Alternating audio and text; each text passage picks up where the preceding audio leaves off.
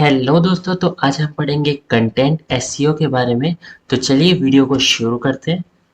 What is content SEO? Content SEO क्या है? Content SEO एक प्रोसेस है जिसमें हम क्रिएट करते हैं, ऑप्टिमाइज करते हैं और स्ट्रक्चर करते हैं कंटेंट का, जिससे कि वो रैंक कर सके और ऊपर सर्च इंजन्स में, जैसे गूगल हो गया या फिर बिंग हो गया, इन सारे सर्च इंजन्स पे टॉप पर रैंक कर सके, जिससे कि ज़्यादा से ज़्यादा ट्रैफिक हमारी वेबसाइट पे आए।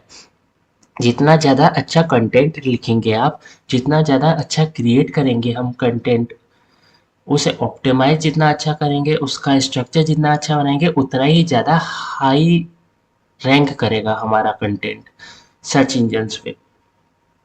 कंटेंट एसईओ कंबाइंस होता है कीवर्ड रिसर्च से, content creation, on page optimization, user experience and search engine alignment. Then इसके बाद in 2026 content SEO is no longer just about keyword. Content SEO अब बस एक कीवर्ड नहीं रहा है, it's about value, authority and user satisfaction, कि कितनी वैल्यू है, कितनी अथॉरिटी है और कितना आप यूजर को सेटिस्फाई कर पा रहे हैं। कंटेंट एसईओ में मेन चीज होता है सर्च इंटेंट।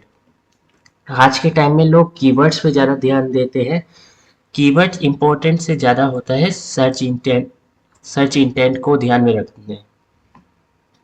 टॉपिकल अथॉरिटी बना सकते हैं आप चाहे तो।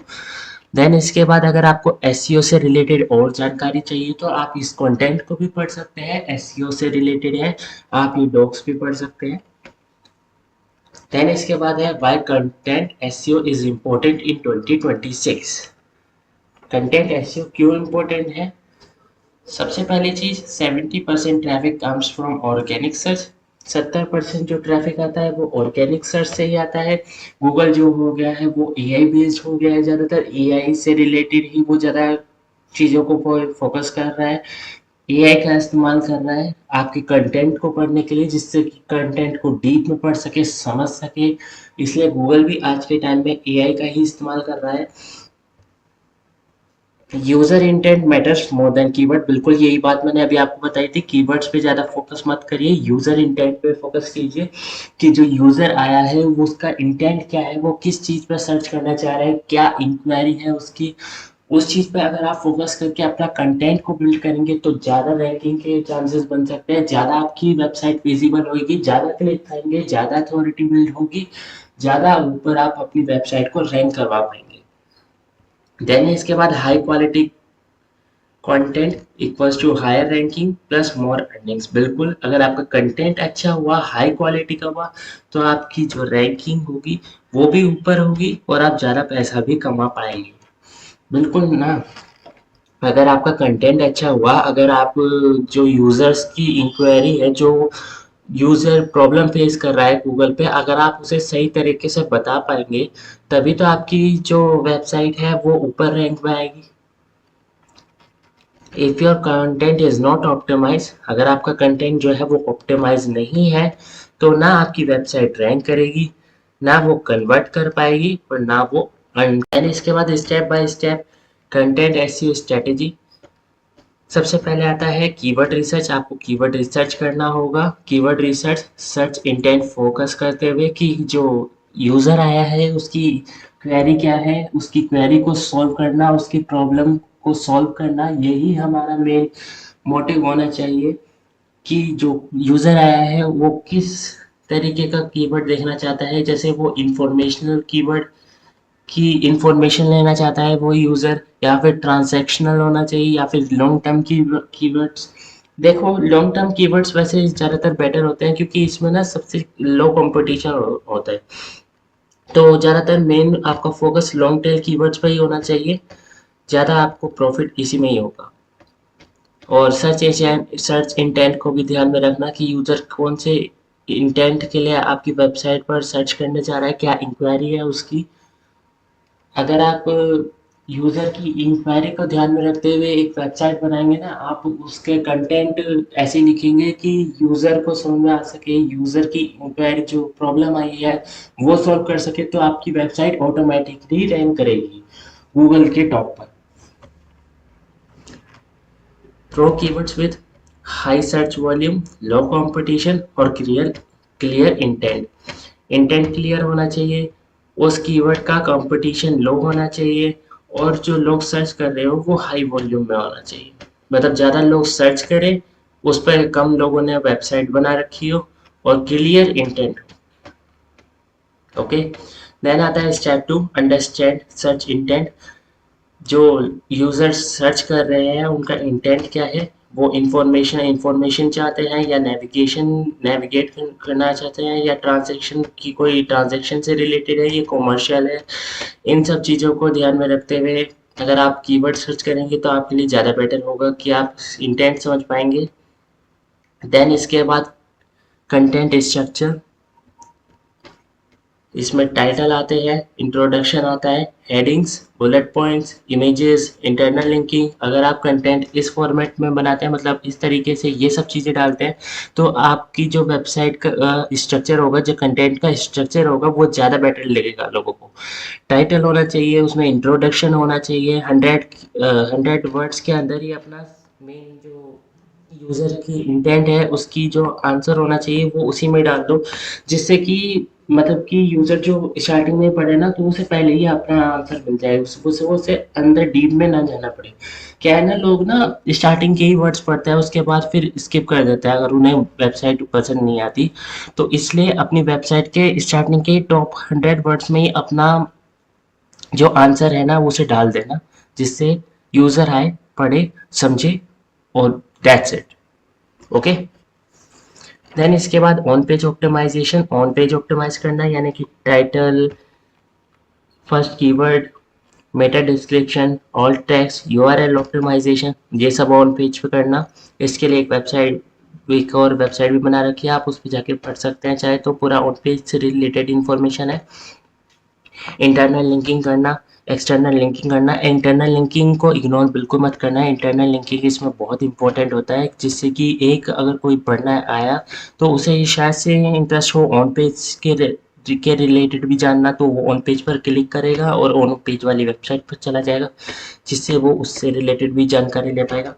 कंटेंट की डेप्थ और क्वालिटी, बिल्कुल जरूरी नहीं होता कि आपका कंटेंट बहुत बड़ा हो, ज़रूरी ये होता है कि आपके कंटेंट में ज़्यादा इन्फॉर्मेशन हो, जो यूज़र्स की प्रॉब्लम आप फेस कर रहे हैं उसे सॉल्व करने वाला हो।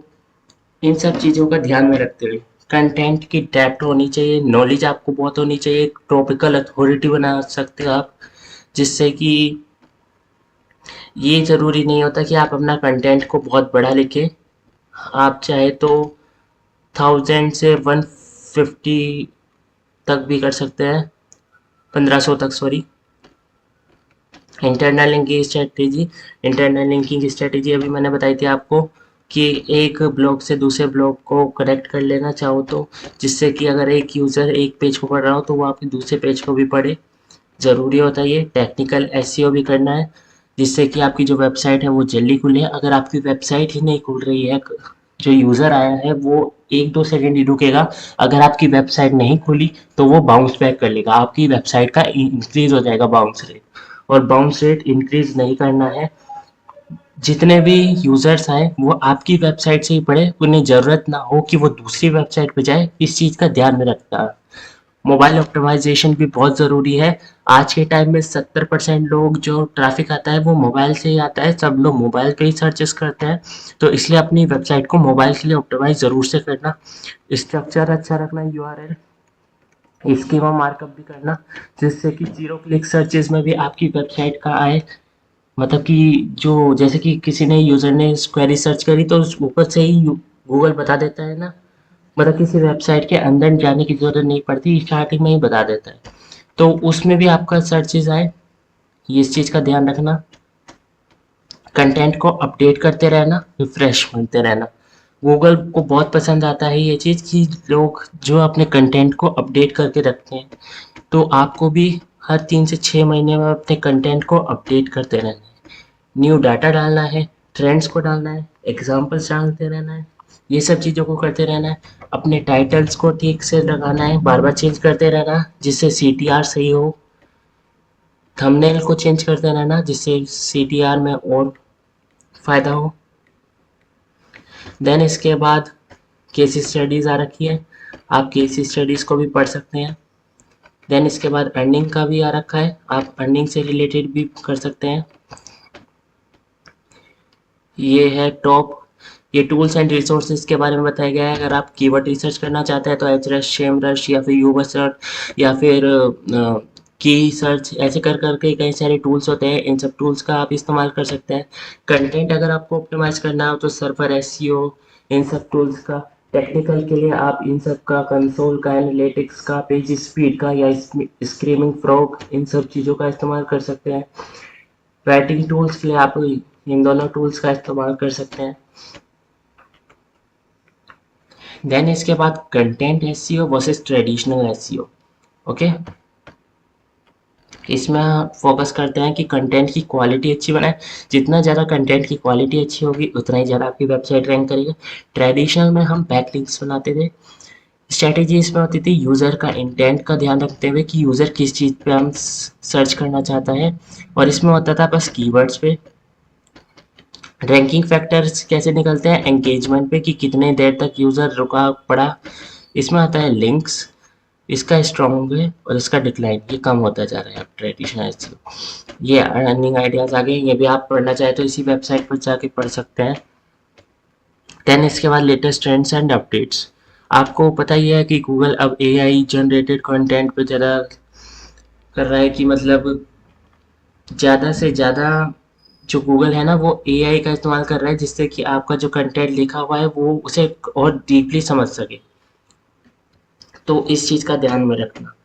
सर्च इंजन ध्यान में रखना कि जो यूज़र किस इंक्वायरी को सर्च करना चाहता है उसी के तरीके से अपना वर्क, अपना कंटेंट बनाना। कीवर्ड स्टफिंग मत करना। EEAT, एक्सपीरियंस, एक्सपर्टाइज, अथॉरिटी और ट्रस्ट। देन इसके बाद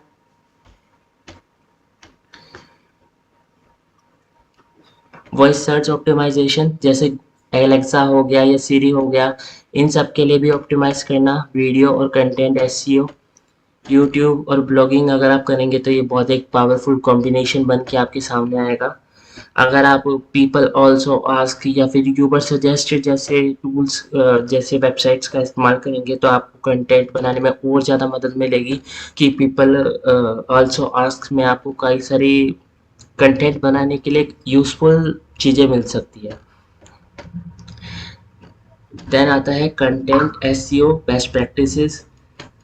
राइट फॉर ह्यूमन फर्स्ट, बिल्कुल। सिंपल लैंग्वेज का इस्तेमाल करना, कीवर्ड स्टफिंग मत करना, विजुअल्स ऐड करना, इमेजेस मतलब वीडियो। देन इसके बाद आ रहा है स्टोरी टेलिंग। स्टोरी की तरह अगर बताओ तो ज़्यादा बेटर रहेगा। कॉमन मिस्टेक्स टू अवॉइड, आपको क्या क्या मिस्टेक्स को अवॉइड करना है। कि सबसे पहली चीज़, सर्च इंटेंट को अगर आपने इग्नोर कर दिया तो बिल्कुल ही बेकार है। कीवर्ड्स पे बिल्कुल फोकस मत करना। कीवर्ड्स पे मतलब फोकस करना है लेकिन इतना नहीं होना चाहिए। मेन चीज़ आपका सर्च इंटेंट होना चाहिए कि जो यूज़र आया है वो किस चीज़ के लिए सर्च कर रहा है। इस चीज़ को अगर आप ध्यान में रखेंगे ना तो आपकी वेबसाइट ज़रूर रैंक करेगी। देन इसके बाद low quality content, low quality content मत डालिएगा।